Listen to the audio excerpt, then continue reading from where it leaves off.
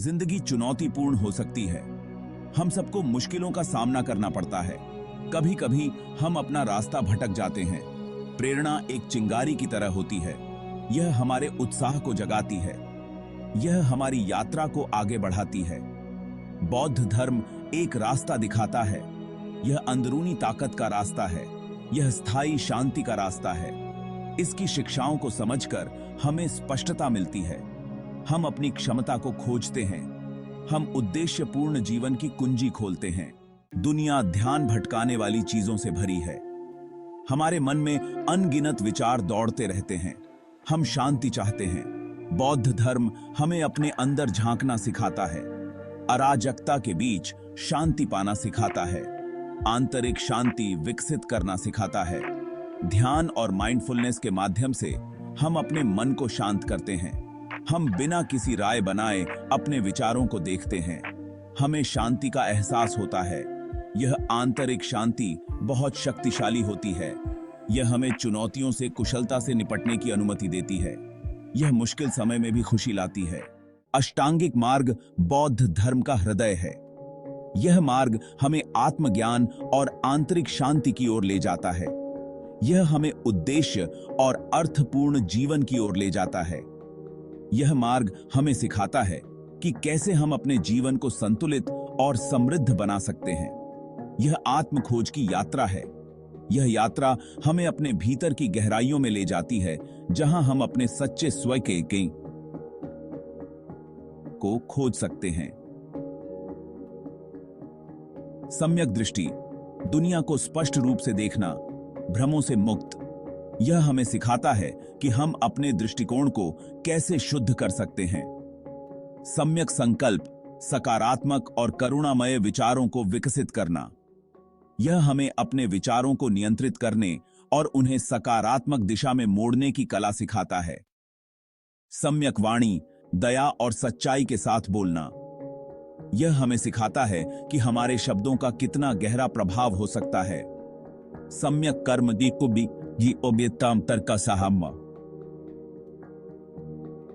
नैतिकता और ईमानदारी के साथ कार्य करना।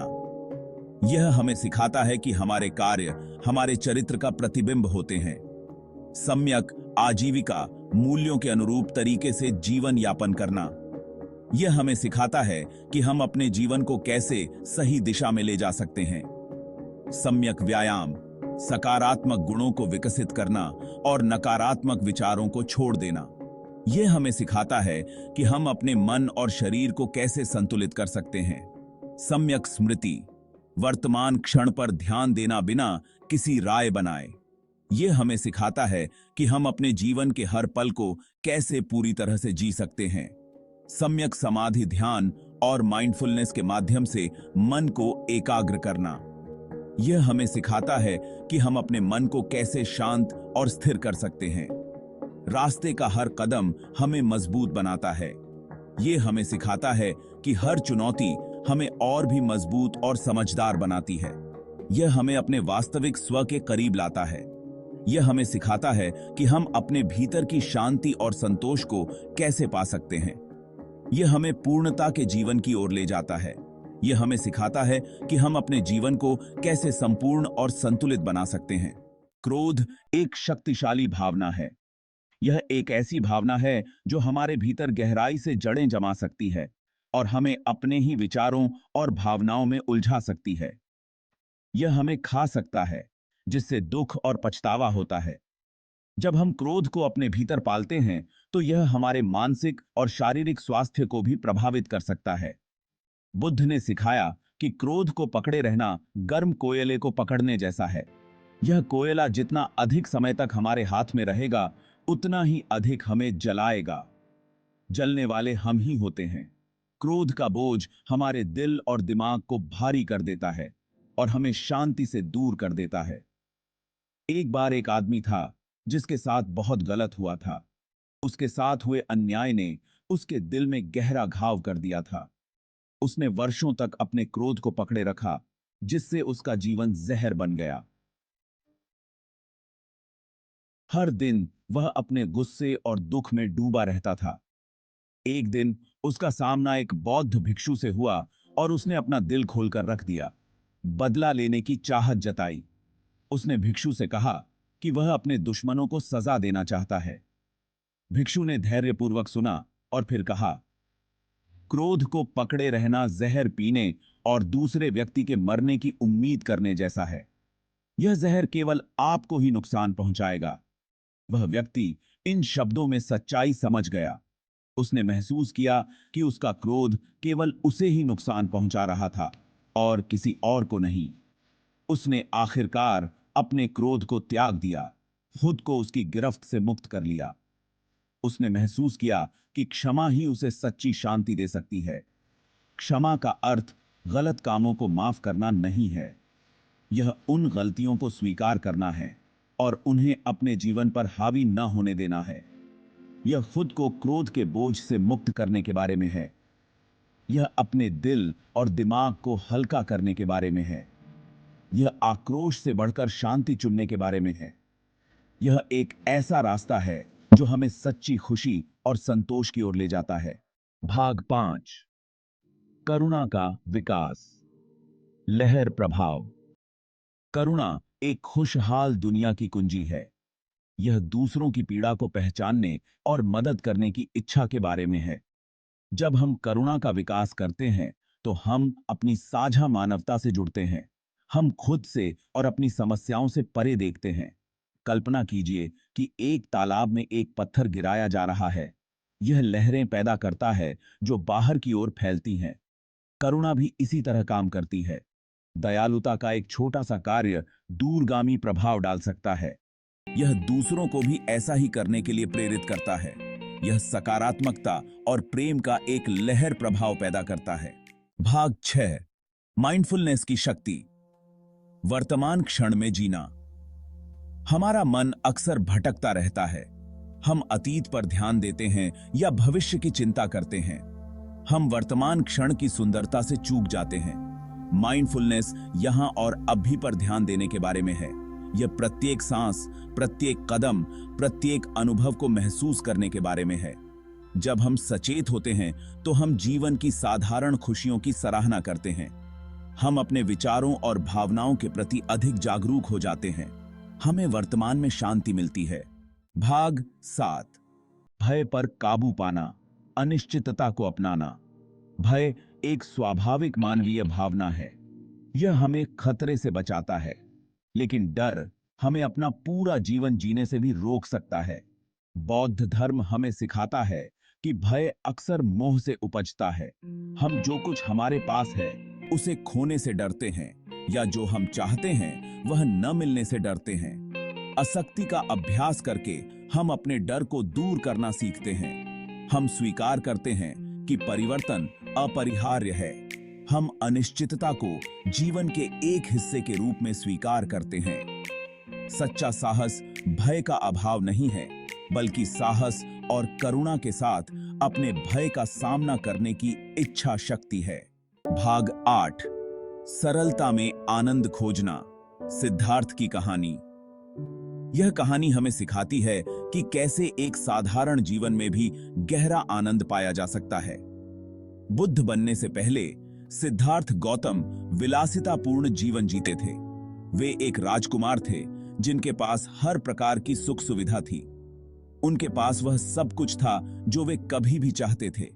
फिर भी वे खाली महसूस करते थे।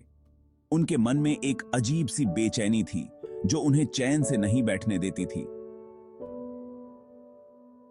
एक दिन उन्होंने अपना महल छोड़ दिया और दुनिया की पीड़ा को देखा। उन्होंने देखा कि कैसे लोग दुख और कष्ट में जीवन बिता रहे थे। उन्होंने महसूस किया कि सच्चा सुख भौतिक संपत्ति या सांसारिक सुखों में नहीं मिल सकता है। यह एहसास उनके जीवन का एक महत्वपूर्ण मोड़ था।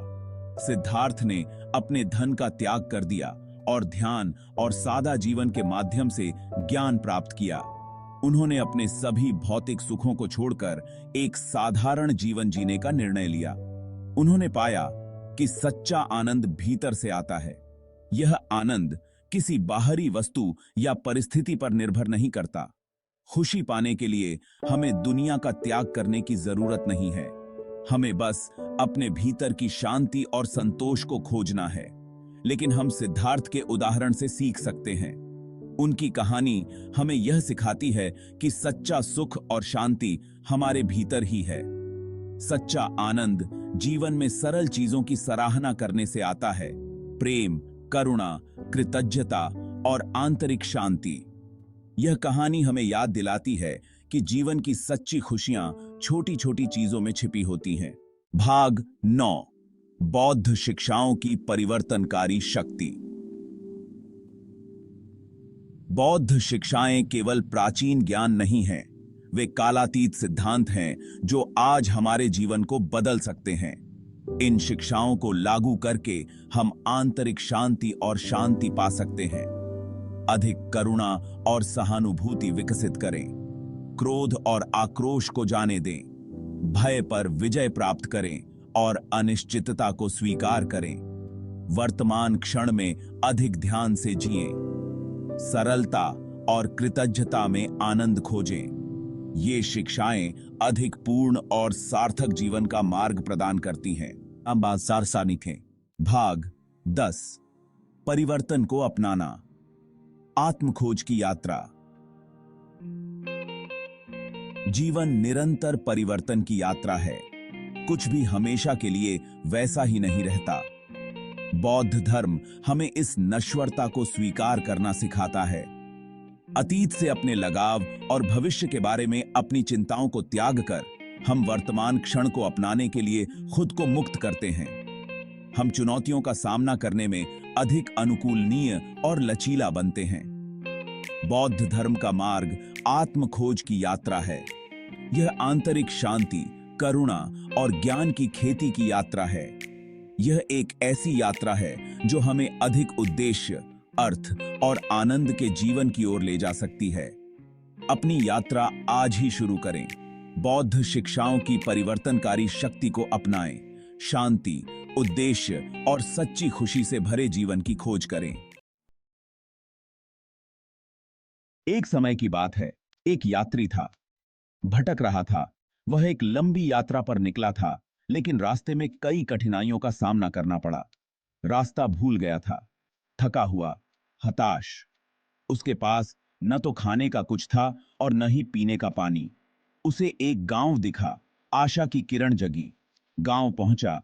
उसने सोचा कि शायद यहां उसे कुछ मदद मिल सके। लोगों से पूछा, मुझे अपना रास्ता कैसे मिलेगा? गांव के लोग बहुत दयालु थे। उन्होंने उसे पानी पिलाया और आराम करने के लिए जगह दी। एक ज्ञानी व्यक्ति ने उत्तर दिया, तुम पहले यह जानो कि तुम कहां जाना चाहते हो। ज्ञानी व्यक्ति ने उसे समझाया कि जीवन में दिशा का होना कितना महत्वपूर्ण है। यात्री अचानक से सोच में पड़ गया। उसने सोचा कि वह किस दिशा में जा रहा था और क्यों। उसे एहसास हुआ वह तो अपनी मंजिल ही भूल गया था। उसकी यात्रा का उद्देश्य क्या था, यह उसे याद नहीं आ रहा था। यह कहानी हमें याद दिलाती है, जीवन में दिशा महत्वपूर्ण है। आंतरिक शांति और ध्यान यही हमें सही दिशा दिखाते हैं।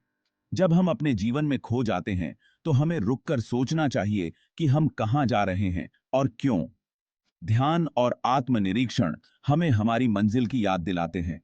यह हमें हमारे जीवन के उद्देश्य को समझने में मदद करते हैं। जब हम अपने भीतर की शांति को पाते हैं, तभी हम सही दिशा में आगे बढ़ सकते हैं। यह कहानी हमें यह भी सिखाती है कि कभी-कभी हमें दूसरों की मदद की आवश्यकता होती है, लेकिन सबसे महत्वपूर्ण है कि हम अपने भीतर की आवाज को सुनें और उसे समझें। हमको की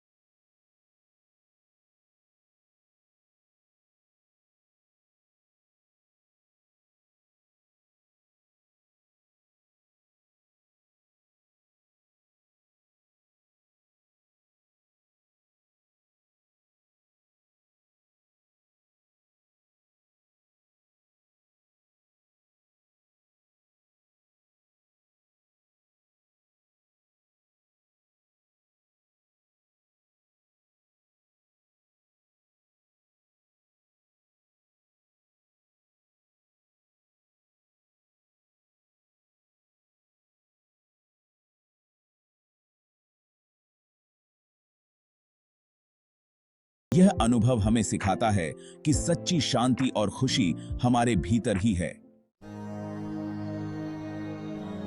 जिंदगी एक तूफान की तरह है, उतार चढ़ाव आते रहेंगे, लेकिन हमारे भीतर एक जगह होनी चाहिए जो हमेशा शांत रहे। ध्यान ही वह जगह है जहां तूफान भी प्रवेश नहीं कर सकता। अपने मन को शांत करना सीखें, तभी आप जीवन की चुनौतियों का सामना कर पाएंगे। आपका बाइब के कान बाहे दिखे। जागरूकता एक ऐसी की है जो जीवन के बंद दरवाजे खोलती है। जब हम जागरूक होते हैं तो हम अपने विचारों, भावनाओं और क्रियाओं को समझने लगते हैं। यह समझ हमें बदलने की ताकत देती है। जागरूकता हमें जीवन जीने का एक नया नजरिया देती है, एक ऐसा नजरिया जो हमें सुख और शांति की ओर ले जाता है। Section 5. Detachment. The art of letting go. In this chapter, we delve into the profound wisdom of detachment, a core principle in Buddhist philosophy. The art of letting go is not just about releasing physical possessions, but also about freeing ourselves from emotional and mental burdens. मोह दुख का कारण है. Attachment is the root cause of suffering. When we cling to things, people, and ideas, we create a web of expectations and desires that often lead to disappointment and pain. हम चीजों से, लोगों से और विचारों से चिपके रहते हैं. We hold on tightly to our possessions, relationships and beliefs, fearing that without them we will be incomplete or unhappy. This attachment binds us and limits our true potential. जब वे चीजें हमसे दूर जाती हैं, तो हमें दुख होता है.